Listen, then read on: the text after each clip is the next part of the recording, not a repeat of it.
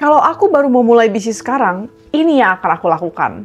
Step pertama, persiapan financial. Coba jawab dulu pertanyaan ini. Kalau misalnya kamu bisnis dan 6 bulan pertama tidak menghasilkan apa-apa, kamu masih bisa bertahan hidup nggak? Jadi, sebelum kamu mulai bisnis, pastikan kalau kamu punya minimum satu hal ini.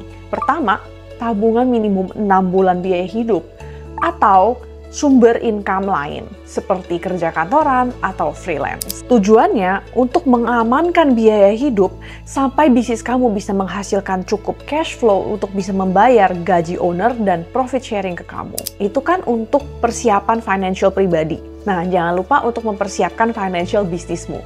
Jadi jangan lupa juga untuk mempersiapkan modal bisnis. Ada bisnis yang bisa dimulai dengan modal seadanya banget. Contohnya, online shop atau reseller. Ada juga bisnis yang bisa dimulai tapi membutuhkan modal lebih, tapi masih memungkinkan untuk kamu tabung. Nah, kalau begitu, berapa lama kamu mau menabung dan sebulan kamu mau nabung berapa? Nah, itu juga harus kamu pikirkan dan persiapkan. Bisa juga kamu ada ide bisnis yang bagus, tapi butuh modal yang sangat besar dan di luar kemampuan kamu. Nah, kalau gitu gimana? Solusinya, kamu bisa mencari seorang partner yang bermodal atau bisa mencari investor. Tapi syaratnya, ide bisnismu harus cukup bagus untuk bisa meyakinkan mereka untuk mau menanam modal di bisnismu. Langkah kedua, pasti kamu gak bakal bisa mulai bisnis kalau kamu belum melakukan yang namanya cari ide bisnis. Cara yang pertama untuk dapat ide bisnis adalah dengan cari dari keseharian kamu, coba lihat apa masalah yang bisa kamu tawarkan solusinya. Ini adalah cara yang paling gampang karena calon customer-nya atau target market-nya adalah orang-orang yang mirip kamu. Berarti kamu udah tahu nih sifat calon customer-mu seperti apa masalah mereka. Jadi tinggal kamu tawarkan solusinya dalam bentuk suatu produk atau jasa. Cara kedua adalah dengan memodif atau mengimprove produk yang sudah ada, tapi kamu rasa belum puas. Nah, bisa mulai dari produk yang kamu pakai sehari-hari. Coba lihat, ada apa yang kamu rasa masih kurang, dan ada nggak yang masih bisa kamu modif jadi lebih baik lagi? Cara ketiga adalah cari inspirasi dari skill atau hobi yang kamu punya. Misalnya, kamu hobi bahasa Inggris. Nah, kamu bisa buka bisnis kursus bahasa Inggris. Nah, kalau kamu udah ketemu ide yang bagus, jangan lupa untuk evaluasi. Nah, ada dua hal yang perlu kamu lakukan evaluasi. Yang pertama, itu growth potential atau potensi berkembang. Apakah ada cukup banyak orang yang butuh produkmu ini? Dan apakah orang-orang yang butuh produkmu ke depannya bakal terus meningkat? Kedua, itu profitability atau potensi cuan. Apakah target market kamu punya buying power yang cukup untuk beli produkmu? Dan juga, apakah mereka rasa rela untuk keluar duit untuk mendapatkan produkmu? Karena kadang orang itu rela keluar duit gede untuk dapetin produk A, tapi bukan produk B. Sebelum aku lanjut ke poin-poin berikutnya, kalau kamu rasa video ini bermanfaat, jangan lupa untuk like dan subscribe biar kamu nggak ketinggalan tips bisnis lainnya. Step ketiga itu business plan dan branding. Nah, kamu bisa pakai template business plan yang simple seperti bisnis model Canvas, dan actually aku udah pernah bikin tutorial lengkap di video sebelumnya gitu ya, cara bikin business plan pakai bisnis model Canvas. Tapi di video kali ini aku bakal share poin-poin yang paling penting dan wajib ada saat kamu lagi mikirin bisnis plan dan juga brandingnya bisnis kamu. Yang pertama itu nama dan logo bisnis. Nah, nama mungkin adalah identitas bisnis kamu yang paling penting, jadi jangan asal kasih nama ya.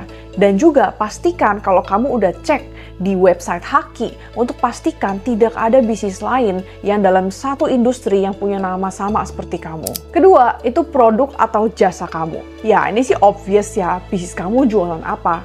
Dan ketiga, itu value proposition. Nah, value proposition adalah apa nilai tambah atau keunikan yang kamu tawarkan kepada customer sebagai faktor pembeda. Nah, ini bisa jadi nilai emosional, bisa branding, bisa keunikan, bisa faktor pembeda apapun. Yang keempat, ini agak panjang, jadi aku bakal jadiin ke poin sendiri, yaitu langkah 4, target market. Kenapa penting buat kita untuk mengenali target market? Biar kita bisa mengenali sifat mereka, apa yang mereka suka, apa yang mereka harapkan. Tujuannya biar kamu bisa membuat strategi jualan yang tepat sasaran dan bisa menargetkan mereka dengan tepat. Nah, biar lebih gampang buat kamu, aku bakal share template yang bisa kamu screenshot dan bisa kamu isi. Semoga membantu. Nah, di mana kamu bisa mendapatkan jawaban dari semua poin-poin ini? Ya, dengan lakukan riset market. Nah, aku bakal share 3 cara mudah untuk kamu bisa melakukan riset market. Yang pertama adalah dengan ngobrol langsung dengan calon customer yang mirip dengan target market kamu, gitu ya. Contohnya, kalau misalnya kamu mau jualan skincare, ya kamu ngobrol dengan orang-orang yang suka skincare. Cara kedua adalah dengan sebar survei. Nah, kamu bisa bikin survei dengan SurveyMonkey atau Google Forms, lalu kamu sebar melalui Instagram Story atau sosial media lainnya.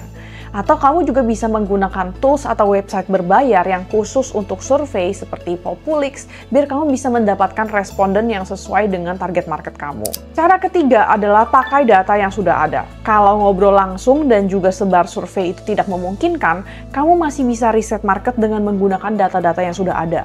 Ya, kamu browsing aja di website statistik, atau kamu cari-cari di Google, atau kamu cari dari hasil survei orang-orang yang sudah pernah meneliti target market kamu, dan kamu cari aja perilaku target market yang sesuai dengan produkmu. Next, kalau tahap mikir, cari ide, dan riset udah kelar, kita bisa masuk ke tahap 5, yaitu budgeting. Ya, realistis aja, jalani bisnis itu butuh duit, jadi ada bagusnya kalau kamu udah antisipasi kebutuhan finansial bisnis kamu beberapa bulan ke depan. Oke, kira-kira apa yang perlu dibudgetin nih? Pertama, itu gaji karyawan 3 bulan pertama. Oke? Tim pertama kamu itu berapa orang, dan total gaji mereka kira-kira berapa. Kedua, biaya operasional 3 bulan pertama. Ya, biaya sewa, listrik, dan lain-lain. Dan juga kamu juga perlu persiapkan biaya research dan development. Ini adalah biaya persiapan produk dari tahap trial dan error sampai produk itu siap dijual. Dan jangan lupa juga untuk budgetin untuk stok produk batch pertama. Nah, kalau kamu sudah dapat angka untuk semua poin-poin ini, tinggal kamu hitung aja kamu perlu jual berapa produk untuk bisa mengcover atau membayar semua biaya-biaya tersebut. Atau yang orang suka sebut sebagai BEP atau break even point. Nah, nggak cuma budgetnya aja yang harus disiapin, tapi kalau kamu mau jualan, kamu harus lakukan persiapan produk. Nah, ini sih persiapannya tergantung dari produkmu apa ya, tapi kurang lebih yang kamu persiapkan di tahap ini adalah pertama, buat produk sampel. Terutama kalau kamu produk fisik, ada bagusnya kamu siapkan produk sampel untuk kamu tes kualitas, finalkan bahan baku, nego dengan supplier. Next, foto produk. Untuk siapin foto produk, kamu bisa ambil foto dengan menggunakan produk sampel aja sambil kamu masih memfinalkan produk final yang nanti akan dijual. Biar proses persiapan produk tidak memakan waktu yang terlalu lama. Next, siapin stok batch pertama. Ingat, jangan stok terlalu banyak barang di awal, karena lebih baik kamu sold out pas launching, lalu kamu buka PO, daripada kamu langsung terlanjur terlalu banyak ngestok mati. Nah, jangan lupa untuk siapkan tim. Nah, kamu harus pastikan kalau tim kamu itu siap untuk mendukung proses launching produk barumu. Nah, kalau produk dan persiapan internalmu sudah ada, kamu bisa lanjut ke step 7, yaitu sosmed dan cara transaksi. Kalau kamu mau bisnis, kamu butuh 2 hal. Cara untuk menarik customer dan cara untuk customer belanja sama kamu. Nah, kita akan bahas yang pertama dulu. Cara untuk menarik customer. Nah, cara yang tergampang dan juga low budget adalah dengan menggunakan sosmed. Jadi kamu di situ dengan menggunakan sosmed, kamu bisa menarik orang-orang yang belum mengenal produkmu biar menjadi customer kamu dengan cara gampang dan low budget. Mungkin kamu bingung, Instagram atau TikTok? Nah, sebenarnya kalau bisa sih dua-duanya ya, karena tiap platform itu ada kelebihannya masing-masing. Kalau Instagram, kelebihannya adalah followers Instagram itu jauh lebih setia daripada followers di TikTok, dan juga kamu bisa lebih punya variasi konten. Kamu bisa posting story, foto, video, dan lain-lain. Tapi kekurangannya adalah kamu bakal susah di awal saat followersnya itu masih sedikit, tapi masih bisa dibantu dengan ads. On the other hand, kalau TikTok, kelebihannya adalah kamu nggak butuh terlalu banyak followers untuk bisa FYP, karena FYP-nya itu cukup random, jadi selama konten kamu itu bagus, kamu tetap ada kesempatan untuk FYP meskipun followermu belum banyak. Tapi kekurangannya, audiens TikTok itu kurang setia kalau dibanding dengan Instagram, dan juga kadang FYP-nya itu nggak bisa diprediksi. Next, cara untuk customer bisa belanja sama kamu. Biasanya untuk business owner pemula, opsinya itu antara WhatsApp, marketplace, atau website. Nah, ini juga ada kelebihan dan kekurangannya masing-masing. Kalau WhatsApp, enaknya adalah nggak perlu banyak modal, dan bisa langsung mulai tanpa banyak persiapan. Nah, cuman kekurangannya, ya agak capek harus manual balesin satu-satu dan tagih transferan. Kalau marketplace, kelebihannya adalah banyak banget fasilitas yang bisa mendukung pemula biar kamu bisa segera mulai jualan. Tapi kekurangannya adalah perang harga dan juga banyak hidden cost, seperti biaya layanan, biaya gratis ongkir, dan lain-lain. Kalau di website, kelebihannya adalah branding kamu lebih kuat dan kamu punya platform sendiri untuk jualan tanpa kamu harus mengikuti regulasi marketplace yang berubah-berubah atau perang harga. Nah, tapi kekurangannya butuh budget untuk bisa bikin website. Nah, kalau cara customer belanja dan cara narik customer itu udah siap, kamu bisa lanjut ke step selanjutnya, yaitu launch plan. Coba bayangin deh, lebih gampang jualan ke siapa? Customer yang dingin dan sama sekali nggak kenal produkmu, atau customer yang sudah hangat dan udah menunggu-nunggu produkmu dijual? Ada 3 tahap utama untuk memanaskan calon customer biar launching produkmu itu berhasil. Yang pertama, sadarkan masalah. 2, sadarkan solusi. Dan ketiga, kenalkan produk. Nah, biar kamu ada gambaran, aku langsung contohin aja ya. Anggap kamu lagi mau launching produk high heels yang empuk. Tahap pertama, sadarkan dulu masalahnya. Tujuannya biar kamu bisa menarik orang-orang yang sudah pernah mengalami masalah yang akan diselesaikan oleh produk kamu. Contohnya kamu bisa post seperti ini. Pernah nggak sih kamu jalan-jalan seharian di mall tapi malahan kakinya sakit? Kedua adalah sadarkan solusi. Bikin calon customer kamu membayang-bayangkan seberapa enaknya hidup mereka kalau masalah tersebut bisa dipecahkan. Contohnya, kamu bisa posting seperti ini. Tips memilih sepatu yang cocok, sambil kamu selipin kelebihan produk kamu, yaitu high heels-nya empuk. Ketiga adalah kenalkan produkmu. Karena customermu sudah hangat, jadi kamu sudah siap untuk spill produknya dan juga tanggal launchingnya. Nah, bebas aja untuk berkreasi, karena what works untuk bisnis A dan what works untuk bisnis B itu bisa berbeda. Jadi kamu bisa sesuaikan saja dengan apa yang cocok di bisnis kamu.